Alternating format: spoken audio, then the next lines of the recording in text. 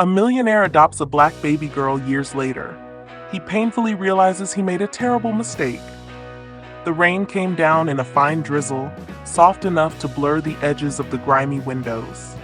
Lining the orphan's front hall, inside the light from flickering overhead bulbs, stretched thin, casting long shadows that seemed to deepen the damp chill of the air. The place smelled faintly of boiled cabbage and damp wool. Charles Erickson adjusted the collar of his tailored overcoat, his polished shoes clicking faintly on the worn linoleum floor. He ignored the nagging dampness clinging to his cuffs, his attention fixed on the woman walking briskly ahead of him. "This is our main doormat," the head caretaker said over her shoulder, her voice sharp and clipped the sound of someone used to being efficient, not empathetic. "Most of the children stay here, unless they've been sent to foster home temporarily. Are you looking for someone particular?" Mr. Erickson Charles stopped short, glancing around the room she had led him into, was lined with low creaking beds. Each had a folded blanket at its foot, its dull gray, fibers pilling from repeated use. Children shuffled through the aisles, some huddled in clusters, whispering with darting glances toward the tall man in the expensive suit. Others sat alone, their small bodies curled into instinctive defenses against the world. Charles scanned their faces. "I'm looking for someone who stands out," he said carefully, keeping his voice low as if to avoid jarring the somber atmosphere. "Not in the obvious sense, but someone who feels ready." The caretaker tilted her head slightly. She had dealt with wealthy benefactors before. Some of them searched for perfect specimens, others for projects to fix. None had used that word. Charles didn't answer. His gaze had settled on a figure at the far corner of the room, seated cross-legged on a thin mattress. The girl was slight, her shoulders hunched as if trying to disappear into the faded walls. Her hair was tightly coiled and cropped short, framing a face that was both solemn and watchful in her hands. She clutched a threadbare blanket, its edges frayed from frequent use. The pale yellow fabric looked impossibly fragile against her dark skin. The girl wasn't looking at him. She was staring out of the window, her wide liquid eyes following the faint lines of rain tracing the glass. She didn't flinch when Charles stepped closer. "What's her name?" he asked. "That's Ashley." The caretaker said, her tone softened. Almost imperceptibly, she's quiet, keeps to herself. Mostly she's been here since the fire. Charles frowned slightly, but didn't press. He crouched down until he was at eye level with Ashley up close. She seemed even smaller, her arms wrapped tightly around her knees. For a moment, he said nothing, unsure if words would cut through the invisible armor she wore. "Hello, Ashley," he said. Finally, his voice was quiet, the practiced warmth of someone used to commanding attention without demanding it. Ashley turned her head slowly. Her eyes met his, and Charles felt an unexpected tug deep in his chest. It wasn't the bright curiosity of a child meeting someone new. It was a steadiness, a way of looking through him rather than at him, as if weighing the worth of his presence. The silence stretched. "I'm Charles," he offered. "It's nice to meet you." Her hands tightened their grip on the blanket. She said nothing, but her gaze lingered a moment longer before drifting back to the rain. The caretaker cleared her throat. "Ashley isn't quick to warm up," she explained, clearly embarrassed by the lack of response. "But she's a good girl. No trouble." Charles didn't move Ashley. He tried again. "Do you like stories this time?" Her head tilted slightly, a tiny shift that felt like a victory.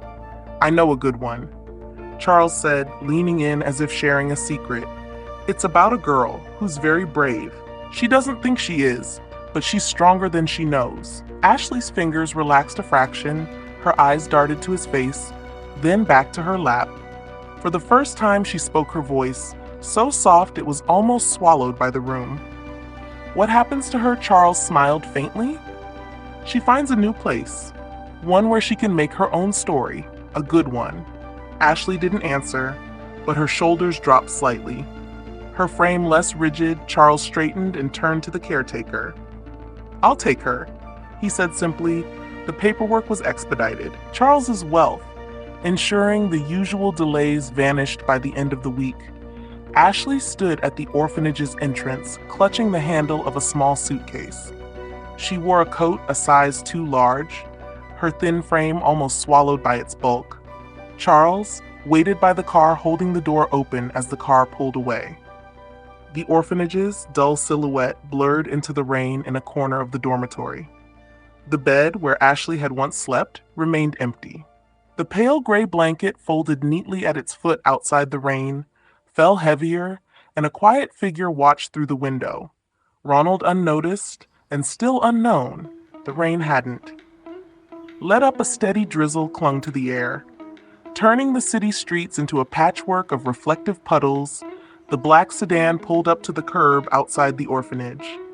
Its tires crunching over the gravel, the back door opened, and a woman stepped out, her coat already damp from the short drive. She leaned into the car and emerged holding a small boy, wrapped in a hospital-issued blanket. His face, pale, his tiny chest rising and falling. In shallow breaths, "Come on, sweetheart," she murmured, her voice, soft but weary. She adjusted him against her hip as his arms clung weakly to her neck. His grip, more reflex than intention. His fever had broken, but his body still radiated heat, a lingering reminder of the fire that had torn his life apart inside the orphanage. The caretaker barely glanced up as the social worker entered. The woman behind the desk shuffled through a stack of papers without urgency. "This one's Ronald," the social worker said, her voice low. She shifted her weight, trying to shield the boy from the draft that snaked through the cracked windows. "He's been at the hospital since the fire." The caretaker finally looked up, her eyes scanning the boy with detached efficiency. "Any other family?" "None that we know of." The social worker's tone carried a faint edge, as though the question shouldn't have needed asking. The caretaker nodded, reaching for a clipboard. "Name Ronald." She repeated, "No last name on file." The pen scratched against paper. "Medical conditions, recovered from smoke inhalation, but he's still weak, might need extra care." For a few weeks, the caretaker made a non-committal sound. She waved a hand toward the dormitory third room on the left. "There's a spare bed." The social worker hesitated, her fingers tightening slightly around the boy's frail body. "Hoon's been through a lot," she said quietly. "Lost his parents, doesn't talk much." The caretaker didn't meet her gaze. "Most of them, don't," she replied, standing and beckoning them to follow. The dormitory was dim, the faint smell of damp bedding hanging in the air. Rows of small beds lined the walls, each identical in its sparse simplicity. The caretaker gestured to an empty bed near the corner, the blanket folded neatly at its foot. "This will do," she said briskly. The social worker knelt, lowering Ronald onto the mattress. The boy sat stiffly, his small frame almost swallowed by the too large blanket draped over his shoulders. He looked around the room with wide, unfocused eyes, his expression neither curious nor fearful. It was as though he was bracing himself for something he couldn't name. The social worker crouched in front of him, brushing a damp curl from his forehead. "You'll be okay." "Here," she said softly, "these nice people will take care of you." Her voice faltered slightly, and she cleared her throat. Ronald didn't respond. His fingers curled around the edge of the blanket, gripping it tightly as though it were the only thing tethering him to the world. "I'll check in when I can," the woman added, more to herself than to him.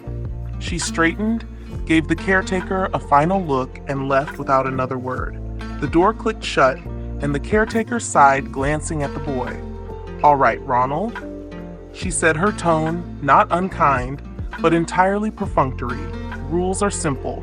Don't cause trouble and you'll get along fine." Ronald blinked up at her, his expression unreadable. "Dinner in an hour." She said, "Stay here until then." She turned and left, her footsteps fading down the hall. Ronald remained where she had placed him, his small hands fidgeting with the frayed edge of the blanket around him. The room hummed with faint whispers and the occasional creak of bed springs. The other children barely glanced at him, too preoccupied with their own quiet routines in the corner. Ronald's bed sat directly beneath a narrow window. The glass streaked with rain, he stared at it. For a long time. The faint sound of water dripping outside, filling the silence slowly. He curled up on the mattress, tucking his knees to his chest. The blanket slipped slightly, revealing the faint smudges of soot still clinging to his neck. A lingering ghost of the fire, his small body, sank into the mattress, which creaked softly under his weight, unbeknownst to anyone. The bed had once belonged to Ashley, his sister's sister. The same mattress had cradled her quiet frame as she clutched a blanket. Much like his, her wide eyes, also staring out the same rain-stray window. Now it held Ronald, who curled into himself too young to remember her, but old enough to feel the emptiness she left behind. The room buzzed with the low hum of orphanage life, indifferent to the small boy who now lay within it. As the rain tapped against the glass, Ronald drifted into a restless sleep, his fists still gripping the only thing he could call his own.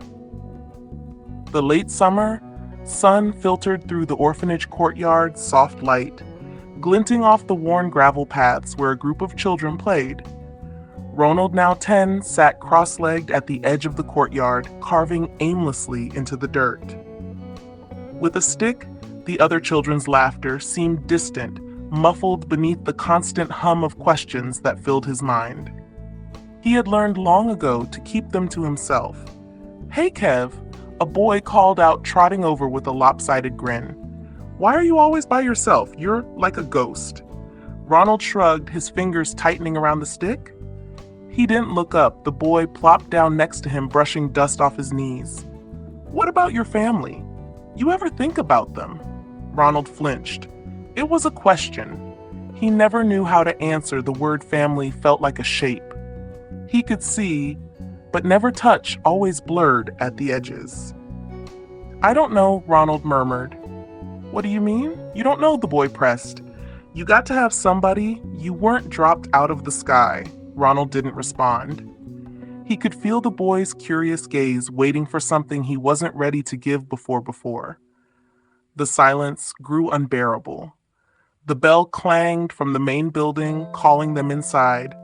The boy jumped to his feet and sprinted off, leaving Ronald sitting alone. With his thoughts that night, Ronald lay awake in his narrow bed, staring at the ceiling. The moonlight filtering through the window cast thin, pale stripes across the room. The other boys snored softly around him. Their restless movements, filling the silence Ronald's mind, churned. He thought of the fragments of memory he had carried with him for years. Images and sensations that never quite fit together, a warm hand in his, the faint rhythm of a lullaby, the way her voice had soothed him. Even when the world seemed to burn around them, a girl had she been real. Ronald sat up abruptly, the blanket pooling around his waist. He glanced toward the window, the glass fogged slightly with the cool night air. The idea took root in his mind, fragile but persistent. He had a sister somewhere in the jumble of memories. He was certain now he hadn't been alone, but where was she over the following weeks? Ronald's questions grew sharper. He began watching the staff more closely, hoping to overhear snippets of conversations that might give him answers. He scoured the old dusty books in the small orphanage library, searching for anything about the fire. He thought he remembered, but the library held little more than forgotten school texts and faded storybooks. Still, the questions wouldn't let him rest one afternoon. He approached a staff member as she folded laundry in the common room. She barely looked up when he shuffled closer. "Miss Kelly." He began hesitant, his voice barely above a whisper. "What is it, Ronald?" she asked without pausing her work. "Do you know where I came from?" Like before this place, the staff member finally glanced at him, her brow furrowing. "What do you mean?" "I mean my family," Ronald said, his words tumbling out in a rush. "Did I have one?" "I mean before the fire," Miss Kelly sighed, setting down the neatly folded shirt in her hands. "Ronald, I don't know much about what happened before you got here. She said gently, "I know you came after a fire. That's all in your file, but we don't keep much from back." Then Ronald's shoulders slumped, disappointment settling heavily in his chest, but Miss Kelly added, her voice softening. "If you have family out there, maybe someday you'll find them or they'll find you." Ronald nodded, though her words did little to ease the goring emptiness inside him that night as he lay in bed, staring at the same street window he'd known since he was 12. Ronald made a silent promise someday he would find the truth. He didn't know how, but he knew he couldn't live forever. With this hole in his life, the room was with golden light from the grand chandelier overhead, its glow catching on the polished keys of the Steinway piano. Ashley sat at the bench, her fingers gliding over the ivory, weaving together the familiar melody of Beethoven's Fur Relaz. The sound filled the vast living room of Charles Erickson's home, echoing warmly off walls adorned with tasteful artwork and family portraits. Charles sat nearby in his leather armchair, a steaming mug of tea balanced on his knee. He watched her intently, his eyes reflecting quiet pride. "Beautiful," he said as she struck the final note. Ashley turned toward him, her cheeks flushing slightly. "I missed a few notes. Perfection is overrated," Charles replied with a chuckle. He set his mug down on the table and leaned forward. "What matters is the feeling. And you, my dear, play with heart." Ashley smiled at the compliment and slid off the bench, her socks skimming the cool marble floor. She wandered toward the window, pulling back the heavy velvet curtain outside. The last rays of sunlight cast a warm glow over the sprawling garden, its manicured hedges and fountains, a testament to Charles's meticulous taste. "I wonder if I'll ever play perfectly." She said more to herself than to him. "You'll find that what you seek is not always in perfection, but in the journey," Charles said, his voice taking on the thoughtful cadence that Ashley had come to love. Ashley's life in the Erickson home was idyllic in many ways. Charles was attentive, but not overbearing, encouraging her independence, while providing her with every opportunity to thrive. Her days were filled with piano lessons, private tutors, and long walks through the estate's gardens. Yet, beneath the surface of this comfortable life, there was a faint, unspoken void. That night, Ashley sat cross-legged on her bed, a canopy of sheer fabric draped above her. She hugged a stuffed rabbit close to her chest, its worn ears a reminder of the life she barely remembered. The house was silent, save for the faint rustle of leaves outside her window. Her dreams, when they came, were always fragmented. She saw flames, the glow of them searing bright against the night. The air was thick with smoke, stinging her lungs and making her cough somewhere. In the chaos, there was a hand small like hers, yet strong, gripping tightly. She could hear a voice, though the words were always indistinct, muffled by the roar of the fire. She woke with a start, her chest rising and falling rapidly. For a moment, she sat in the dark, her hands gripping the edge of her blanket. The dreams came less frequently now, but when they did, they lingered, wrapping her in an uneasy haze over breakfast the next morning. Charles noticed her quiet demeanor didn't sleep. "Well?" he asked, sipping his coffee. Ashley shook her head, swirling, her spoon in her bowl of oatmeal. "I had a dream again." Charles set his mug down his brow, furrowing the same one. She nodded, her eyes fixed on her spoon. "There was someone with me.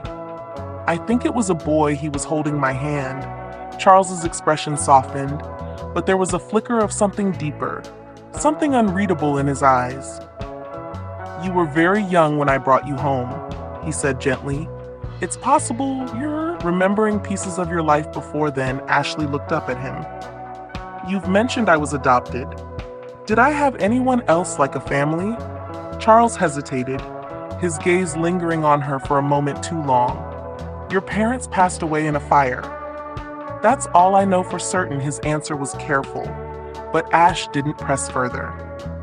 Charles had always been honest with her, and she trusted him implicitly still, as she pushed her oatmeal around the bowl. The faint unease from her dream lingered the rest of the day, passed in a blur of activities. Ashley attended her piano lesson and reviewed her science homework with her tutor, but her thoughts kept drifting back to the boy in her dream. She couldn't shake the feeling that there was something just out of reach, a memory locked behind a door. She didn't know how to open the early morning. Sun cast long shadows over the streets, its light struggling to cut through the haze of dust stirred up by passing cars. Ronald wiped the back of his hand across his forehead, smearing dirt across his temple. He was 16 now, his frame tall and lean, his face sunburned from hours spent under the open sky. He leaned on the rake in his hand, pausing his work to watch a cluster of students spill out of the school gates across the street. Their laughter rang out bright and careless as they talked over each other about exams, dances, and weekend plans. Ronald's eyes lingered on them, his expression unreadable. His hands were rough with calluses, his nails cracked and lined with dirt, in sharp contrast to their smooth, unblemished skin. They carried backpacks and books while he held tools. He shook himself out of the reverie and bent to scoop the last of the clippings into a trash bag. A sharp whistle from across the yard made him glance up. "Move it, Ronald. We're not getting paid by the hour." It was his boss, a man with a perpetual scowl and a voice like gravel. Ronald muttered an acknowledgement and hefted the bag over his shoulder. His muscles protesting from a week of unrelenting work that afternoon, Ronald found himself in the hallway of a nearby high school, pushing a mop bucket across the linoleum floor. The faint scent of ammonia lingered in the air as he worked. The rhythmic squeak of the mop against the tiles, his only company. The halls were empty. Now the students gone, but their presence lingered in scrolled notes on chalkboards and forgotten notebooks tucked beneath desks.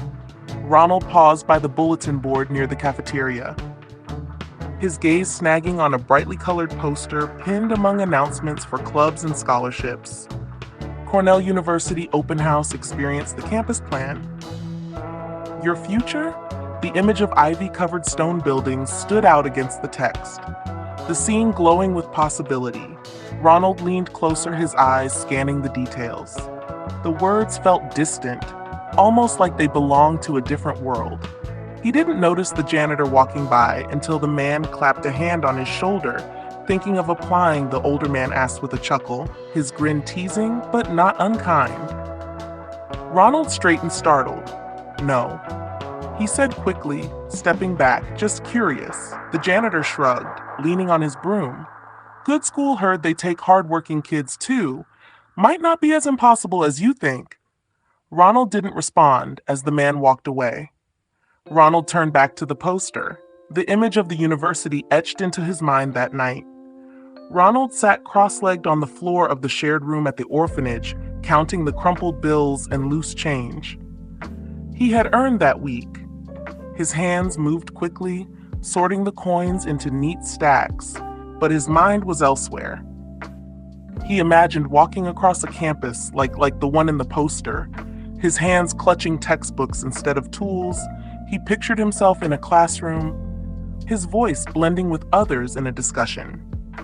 The dream felt fragile, like a bubble that might burst if he held onto it too tightly. "I'll get there." He murmured to himself the words, barely audible one day. His roommate, a boy sprawled on the bunk above him, snorted to "Talking to yourself again?" "Kev, you losing it." Ronald ignored him, sweeping the coins into an old tin box. He slid it under the bed where it joined the meager savings he'd scraped together over the past 3 years. The next morning, Ronald was back at work, this time pulling weeds from the cracks in the pavement outside a public library.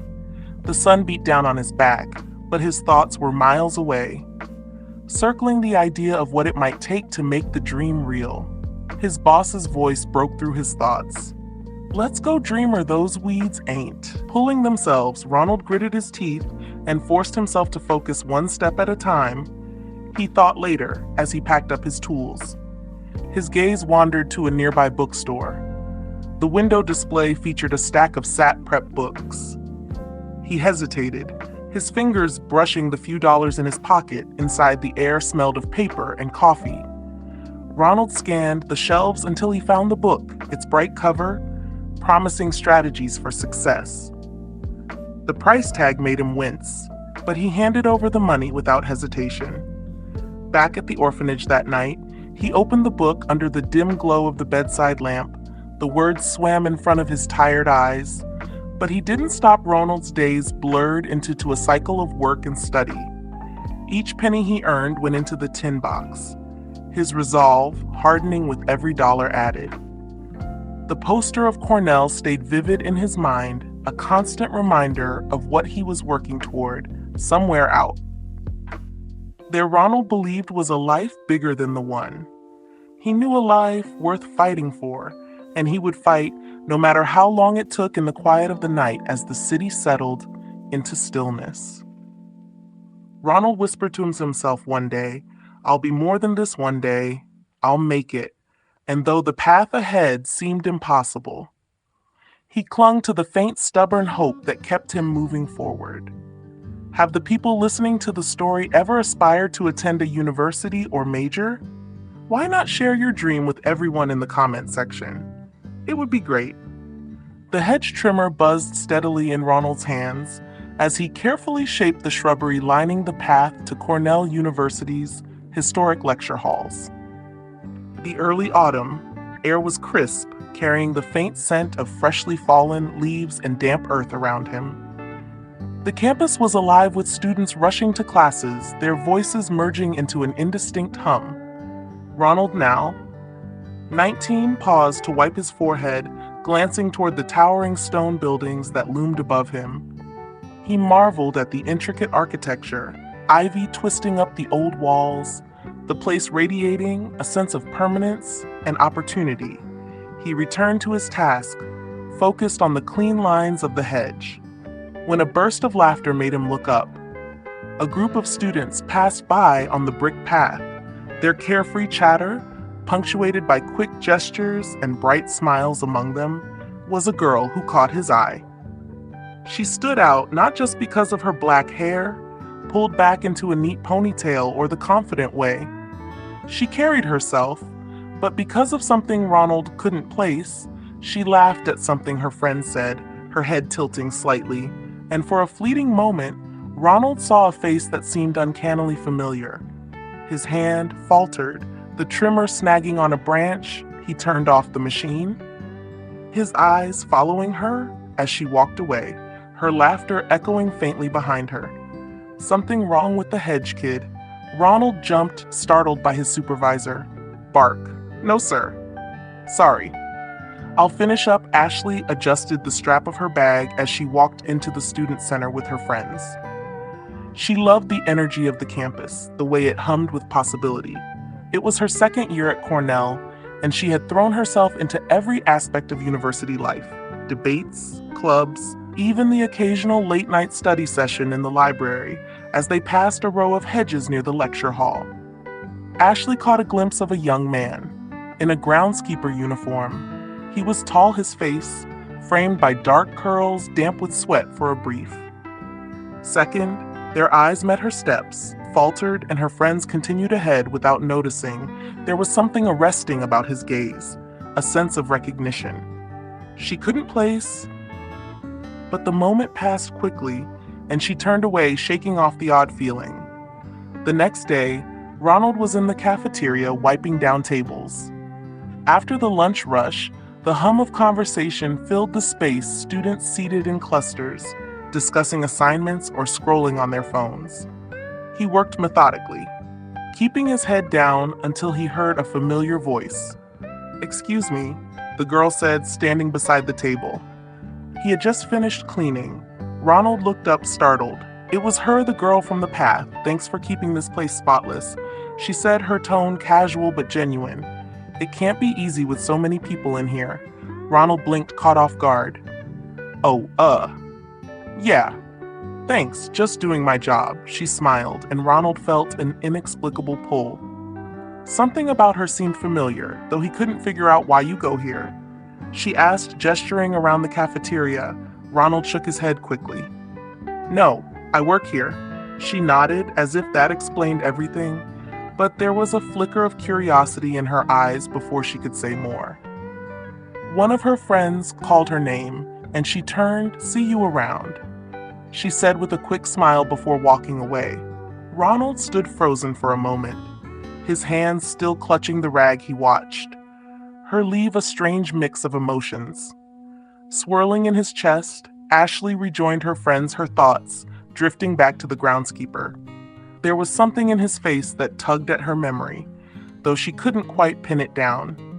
She shook her head, dismissing the thought. Who was that one of her friends teased no one? Ashley replied quickly. Just someone who works here. Her friend shrugged, launching into a story about their upcoming midterms, but Ashley's mind lingered. On the brief conversation that evening, Ronald sat on the edge of his cot in the small room. He rented off campus, replaying the interaction in his mind. He didn't know why the girl unsettled him so much. It wasn't just that she had noticed him a rarity in itself, but the nagging feeling that he should know her. He stared at the ceiling, the faint sound of traffic filtering through the thin walls of his room. The encounter had stirred something in him, a memory that felt just out of reach. He thought of the faint dreams he sometimes had of a small hand gripping his tightly, the smell of smoke, and a voice calling his name. Ronald exhaled, slowly running a hand through his hair. It didn't make sense. He didn't know her. He couldn't know her, but something inside him whispered. Otherwise, as Ashley walked back to her dorm that night, she paused on the bridge that spanned the gorge, cutting through campus. The rushing water below sent a cool mist into the air, and she leaned against the railing, gazing. At the reflection of the moon on the surface for the second time that day, her thoughts returned to the groundskeeper. There had been something in his face, something in the way he looked at her that felt like recognition. She shook her head, laughing softly at herself. It was silly they were strangers, and yet, as she turned toward the path that led to her dorm, the thought stayed with her. The shared tension between Ronald and Ashley began to pull tighter, an unspoken thread, drawing them closer. Neither understood the strange familiarity, but both were left wondering about the other. Their worlds, so different, had intersected at Cornell, and the truth of their connection lingered, just beneath the surface.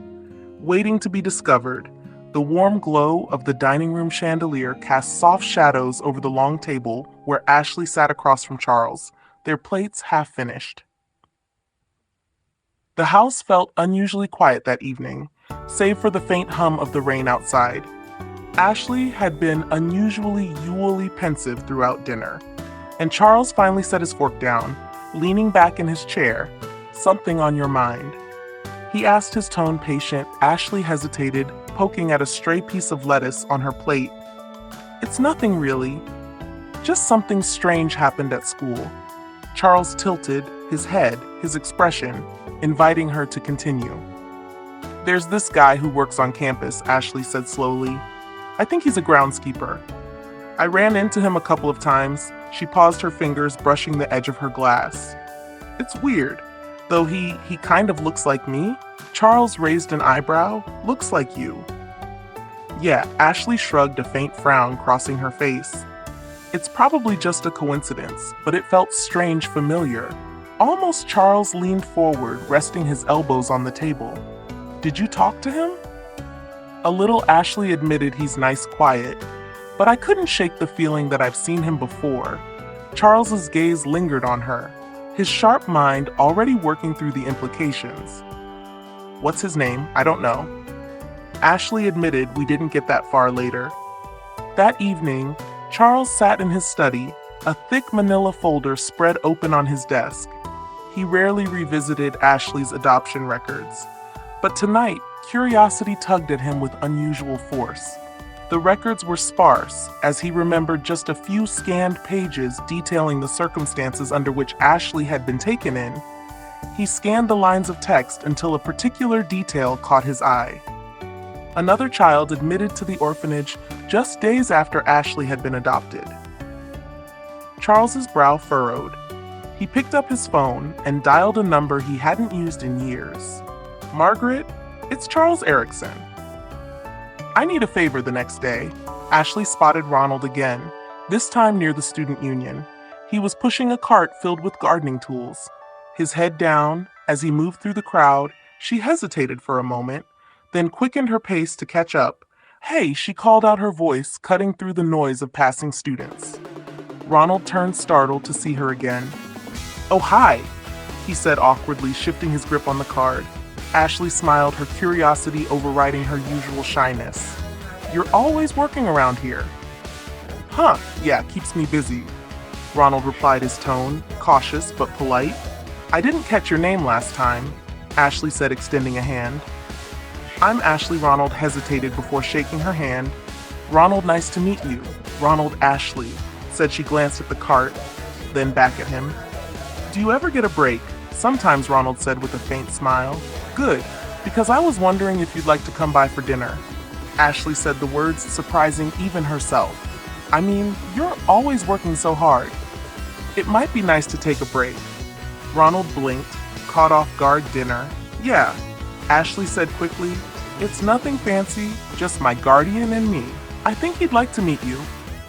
Ronald hesitated, his instincts urging him to refuse, but something in her tone made him nod. Okay. Sure. That evening, Ronald found himself sitting awkwardly at the same long dining table where Ashley had spoken to Charles. The night before, the house was warm and inviting, the smell of roasted chicken filling the air. Charles greeted Ronald with the same calm, measured demeanor that had always put Ashley at ease. He asked polite questions about Ronald's work, his background, his plans for the future. Ronald answered carefully, his voice quiet but steady as the meal wound down. Charles turned the conversation toward lighter topics. I hear you're quite the worker, Charles said. Ashley mentioned how spotless the cafeteria looked. Ronald smiled faintly. I try my best. Ashley watched him closely, still struck by the subtle similarities in their features, the same dark eyes, the same shape of their jawlines. Ronald's gaze drifted to the fireplace, his expression momentarily distant. I don't remember much from when I was a kid, he said almost to himself, but I have these flashes, sometimes of a little girl. She used to sing to me. Ashley froze her fork, clattering against her plate. Seeing Ronald looked at her, surprised by her reaction. Yeah, I think it was during a fire. I can't remember much else. For a moment, the room was silent, except for the faint crack of the fire in the heft. Ashley's hands tightened in her lap. I used to sing, she said quietly, when I was little. It's one of the only things I remember from before I was adopted. Ronald's heart pounded in his chest, his thoughts racing. Charles watched the exchange carefully, his earlier suspicions now fully realized. We'll need to talk, he said softly, his voice breaking the tension in the room. His gaze moved between Ronald and Ashley, a weight in his expression that neither of them could fully understand, yet the truth, long buried, was finally beginning to surface. The sterile air of the clinic felt unnaturally still. Ronald shifted uneasily in his chair, his fingers drumming lightly on the armrest. Ashley sat beside him, her back straight, her hands folded in her lap. The hum of the fluorescent lights above seemed louder in the silence. Charles, seated across from them, glanced between the two. His usual composed demeanor held an uncharacteristic edge of tension. He had spent the past week piecing together fragments of information: Ronald's orphanage records, Ashley's adoption file, the details of the fire that Miller reported. Now they sat waiting for confirmation of what his instincts already told him. You don't have to be nervous, Ashley said, suddenly her voice quiet but steady. Ronald glanced at her, one eyebrow raised. You're not. She hesitated, a small smile tugging at the corner of her lips. I didn't say that, Ronald huffed, a soft laugh, leaning back in his chair. The exchange broke some of the tension in the room, but only slight lie. A nurse appeared in the doorway, a folder in her hand. She looked at them briefly before nodding at Charles. Mr. Erickson, we have the results. She said the group followed her into a small windowless office. A doctor was waiting behind a desk, the folder now open in front of him. He gestured for them to sit. His expression, professional, but kind. "We've completed the DNA analysis," the doctor began based on the results. "It's conclusive Ronald and Ashley are siblings." The words landed heavily in the room. Ronald blinked, his breath catching as the weight of the revelation settled over him. He looked at Ashley, searching her face for a reaction. Ashley's eyes widened, her hands gripping the edge of her chair. "Siblings?" She repeated, as if testing the word on her tongue. Ronald exhaled sharply, leaning forward to rest his elbows on his knees. Relief and disbelief wed within him, a tumult of emotions. He couldn't yet untangle back at Charles's house that evening. The three of them sat in the living room, the fire crackling softly in the hearth. Ashley was curled up in one corner of the sofa, her knees tucked to her chest. Ronald sat stiffly in an armchair, his eyes fixed on the flames. "It explains so much," Ashley said after a long silence. "Why you seem so familiar. Why I couldn't stop thinking about it." Ronald nodded slowly. "Yeah, but why didn't anyone tell us?" Charles cleared his throat, his expression heavy with regret. "When I adopted Ashley, I didn't know she had a sibling. The orphanage didn't mention it, and I didn't think to ask." Ronald's jaw tightened. "You didn't think to check." "I had no reason to suspect," Charles said gently, "and for that, I'm deeply sorry." Ashley looked between the two men, her brow furrowed. "It's not anyone's fault," she said softly. Ronald shook his head, his voice low. "Maybe not, but it doesn't change what happened. You got a life, a real family. And he trailed off his words, swallowed by the bitterness in his tone. Ashley's heart ached at the raw emotion in his voice. "It wasn't fair," she said, her own guilt rising to the surface. "You should have had what I had. You deserve that too." Ronald's gaze softened slightly, but his frustration lingered. "It's not about what I deserved. It's about what I lost." The room fell silent again. The crackle of the fire, the only sound later as Ronald prepared to leave. Charles approached him in the hallway. "Ronald," he said quietly, "I can't undo the past, but I want to help now, if you'll." "Let me." Ronald turned, studying Charles's face. "Why?" "Because it's the right thing to do," Charles said simply, "and because you're family now, whether or not I knew it before that, that's what you are." Ronald hesitated, his hands shoved into his pockets. Finally, he nodded. "I'll think about it." In her room, Ashley stared at the faint outline of the moon through her window. Her mind was a whirlwind of memories, fragments of the fire, the feeling of Ronald's hand in hers, the lullabies she had sung to comfort him. She thought of the years they had spent apart, of the stark differences in their lives. "I'll make it right," she whispered to herself. For the first time, she felt the weight of responsibility, not just for what she had, but for the bond she and Ronald had been denied. As the house settled into quiet, Ronald sat in his small room, staring at the envelope Charles had given him. Inside was a check for an amount that made his head spin. Along with it, a letter from Charles offering support for his education, housing, and whatever else he needed to start a new chapter. Ronald's hands trembled slightly as he held the letter. The bitterness in his chest hadn't faded entirely, but beneath it was something new, a glimmer of hope. For the first time, the dream of building a better life didn't seem so impossible. The early morning light spilled through the wide windows of the Cornell University Library, casting golden streaks a sea across the polished wooden tables. Ronald sat in one of the quiet study rooms, his head bent over a thick textbook, his pen tapped lightly against the page as he worked through a dense calculus problem.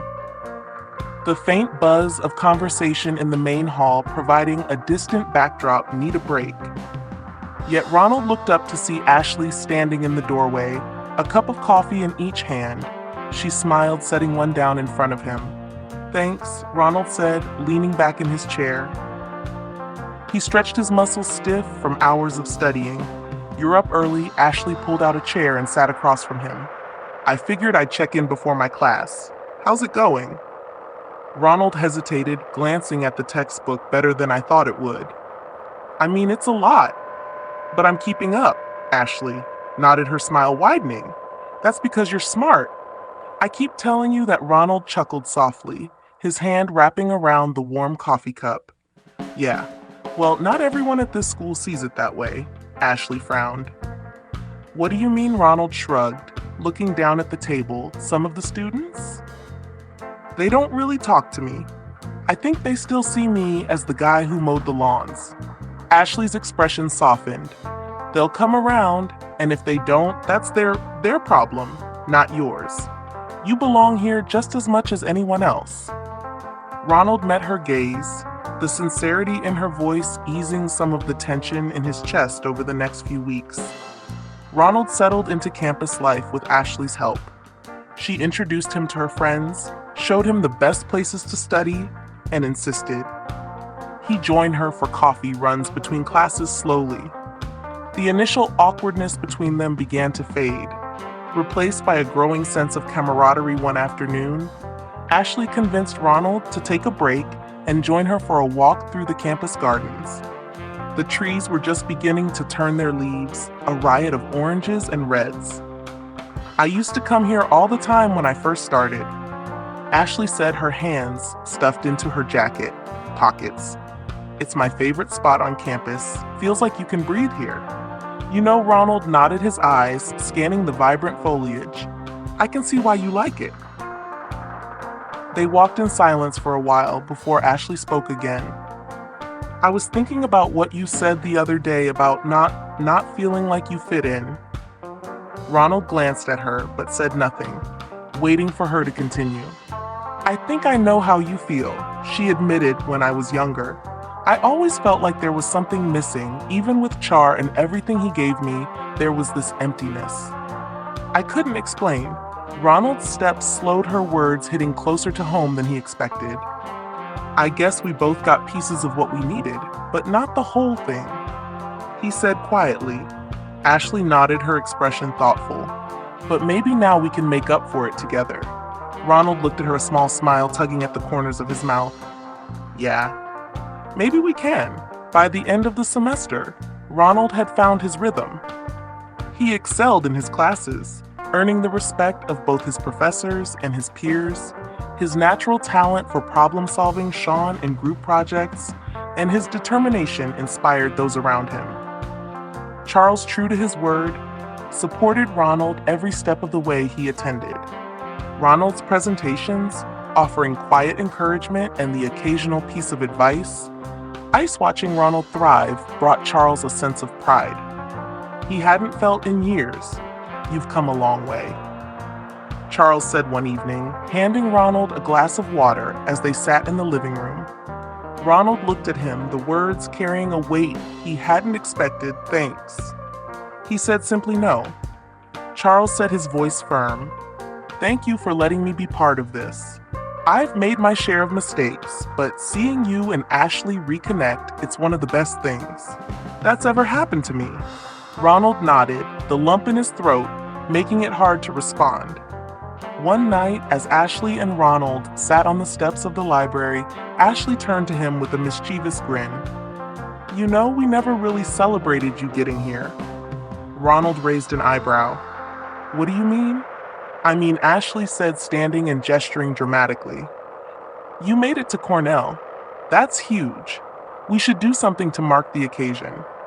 Ronald laughed, shaking his head. You're ridiculous. Maybe, Ashley said, sitting back down, her grin softening into a smile. But I'm serious. You've worked so hard to get here.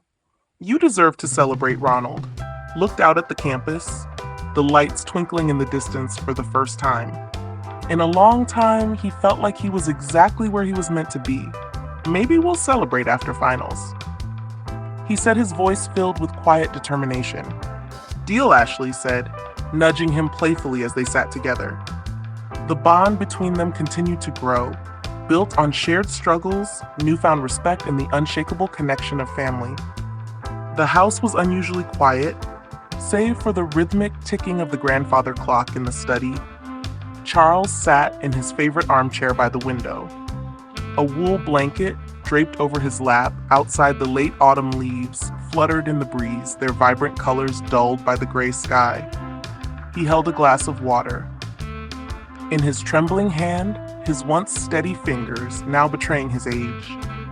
His breath was shallow and his body felt heavy, but his mind was sharp. As ever, he watched the leaves dance and reflected on the life he had built, not just the wealth and the accolades, but the family he had unexpectedly gained. Ashley's laughter drifted faintly from another room. The sound brought a smile to his lips. It had been years since he had first met her at the orphanage, a timid little girl clutching her blanket.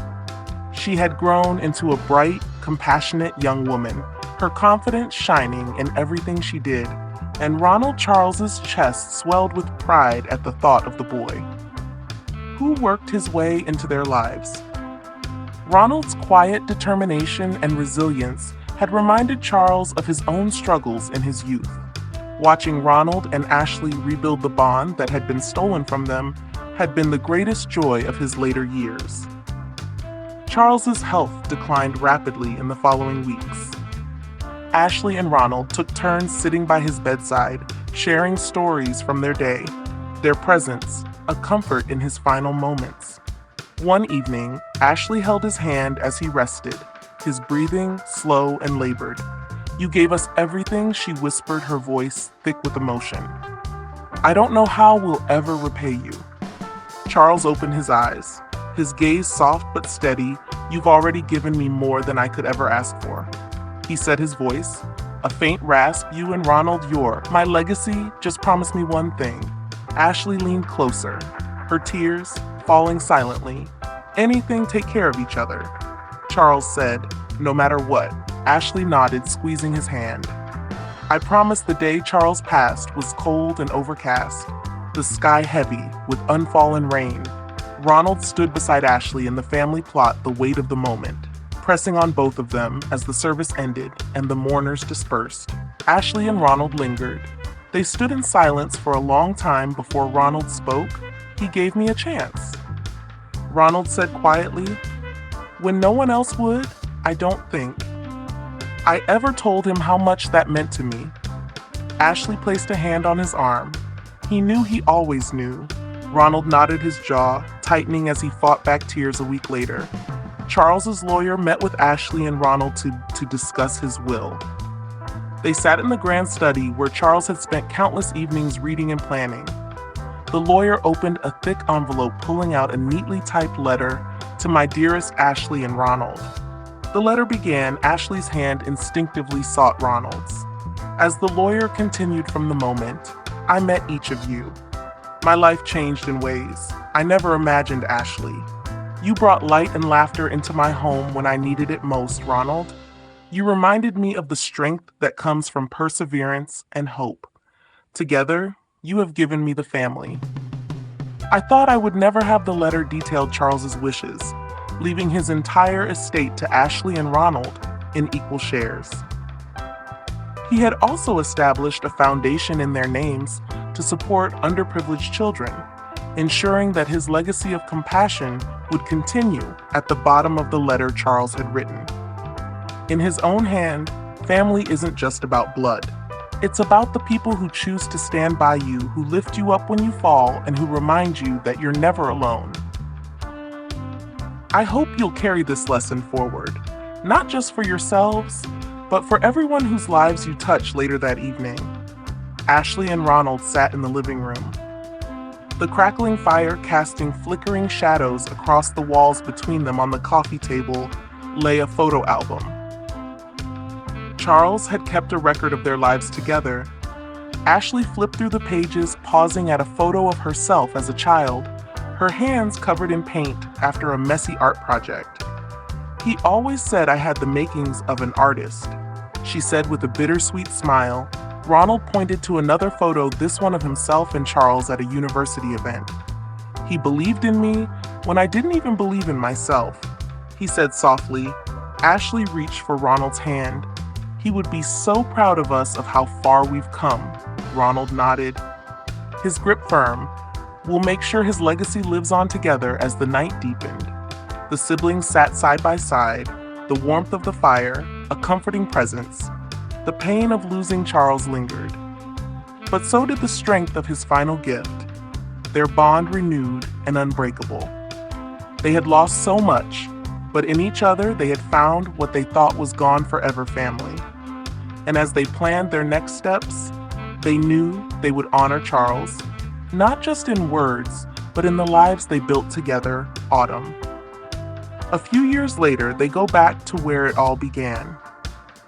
The orphanage looked smaller than Ashley had remembered. Its gray stone walls were weathered, the paint on the shutters chipped and faded. Yet there was something comforting in its familiar simplicity. She stood at the entrance, the crisp autumn air brushing against her face beside her. Ronald lingered, his hands in his pockets, his expression unreadable. "This is where it all began," Ashley said softly, her gaze fixed on the heavy wooden door for both of us. Ronald replied, his voice low. He took a deep breath, and where it all fell apart, Ashley glanced at him, catching the flicker of emotion that passed over his face. She reached out her hand, brushing his arm.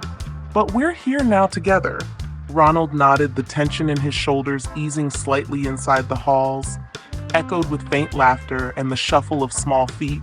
The scent of floor polish mingled with the faint tang of old wood. It was both exactly as Ashley remembered and entirely different.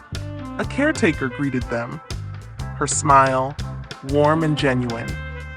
"You must be the Erickson twins," she said, ushering them inside. "It's such an honor to have you here."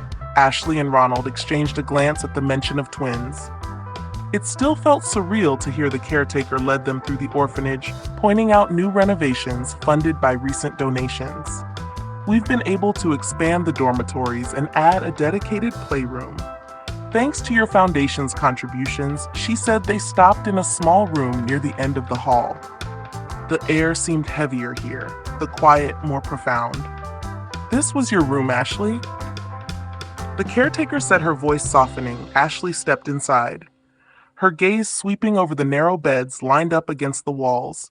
The memories came, rushing back, the cold nights, the whispered conversations between children, the sense of waiting for something she couldn't name.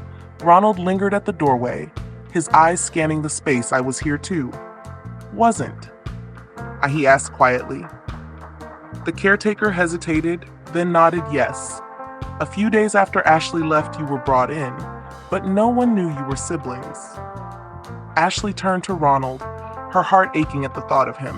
"Arriving here alone. I remember," Ronald said, his voice distant. "I sat right there by the window." He pointed to a bed near the corner. "I didn't know why, but I always felt like something was missing." Ashley crossed the room, standing beside him. "It was me," she said, her voice trembling. Ronald looked at her, his expression softening. "And it was you who brought me back, lady." Later that day, Ashley and Ronald stood in the orphan's small courtyard watching as children played on the swings and chased one another through the crisp leaves. The sound of their laughter filled the air, a stark contrast to the silence both siblings had known during their time here. Ashley turned to Ronald. "I've been thinking. We could do more." Ronald raised an eyebrow. "More than the foundation," Ashley nodded. "I want to start a nonprofit, something that helps reunite families who've been separated, kids like us. If we could find each other, maybe we can help others do the same." Ronald's lips curved into a small smile. "That sounds like you," he said, "always trying to fix the world." "And you?" Ashley asked, nudging him lightly. "What's your plan?" Ronald looked back at the children, playing his gaze. "Thoughtful, a scholarship fund." He said, "Finally, for kids who never get the chance to dream because they are too busy surviving." If Charles taught me anything, it's that everyone deserves an opportunity. Ashley reached for his hand, her grip firm and steady. "He'd be so proud of you." Ronald squeezed her hand in return of both of us that evening. As the sun dipped below the horizon, Ronald and Ashley stood by their car, the orphanage now a silhouette against the fiery sky. "We've come a long way," Ronald said, his voice tinged with both awe and gratitude. Ashley smiled, her eyes glistening, and we've still got so much to do. Ronald nodded together. They climbed into the car, their plans for the future forming in quiet, determined conversation months later. The first recipients of the Erickson Scholarship walked across the stage at a small ceremony, their faces lit with pride and hope. At the same time, Ashley's nonprofit Reunited Hearts announced its first successful family reunion, a story that brought tears to everyone who heard it. The twins honored Charles's legacy not just through their work, but in the way they carried his lessons forward with compassion, resilience, and an unshakable belief in the power of family as they stood together. The steps of their nonprofit's new headquarters. The Erickson twins looked out at the bustling city, their hearts full of hope. "We've come full circle," Ashley said softly. Ronald smiled, and this is just the beginning. Together, they stepped forward ready to continue the legacy that had brought them back to each other and given them the strength to change the world. If this film touches your heart, leave your mark with a like, and don't forget to subscribe to our channel to explore more meaningful stories with us. Share your feelings with us and tell us your own stories. Every word you share is a building block that helps create our strong and enduring community together. We'll create a warm space where everyone can share and connect. Finally, don't miss the incredible stories coming your way soon. We're always here to bring you the best selections full of deep values, yet entertaining. See you there.